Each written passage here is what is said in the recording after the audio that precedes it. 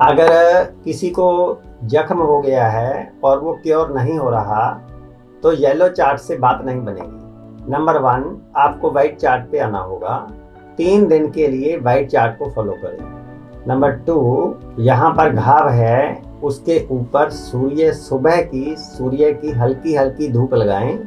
सूर्य की रोशनी चाहिए, गर्मी नहीं। नंबर 3, आप वेजिटेबल को, पत्ता गोभी को ग्रेट करिए, कद्दूकस करिए, उसकी पुल्टिस बनाएं, उसको जख्म के ऊपर रख के उसके ऊपर कॉटन की पट्टी लपेट दें, या जो डॉक्टर लोग लपेटते हैं वो भी लपेट सकते हैं, और उसको 45 मिनट तक लगे रहेंगे। 45 मिनट्स बाद उसको उतार दें। उसको पूरा दिन बांध के नहीं रखना, और ये काम सुबह शाम 2 टाइम करें।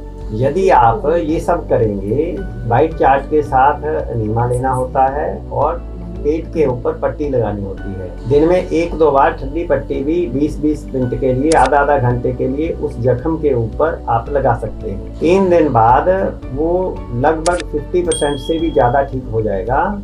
अगर आपको भूख परेशान करे तो ग्रीन चार्ट फॉलो करें। जब तक वो 80-90% तक ठीक ना हो तब तक ग्रीन चार्ट ही फॉलो करते रहें। हो सकता है ये प्रोसेस हफ्ता 10 दिन चले, आप पूरी तरह ठीक हो जाए।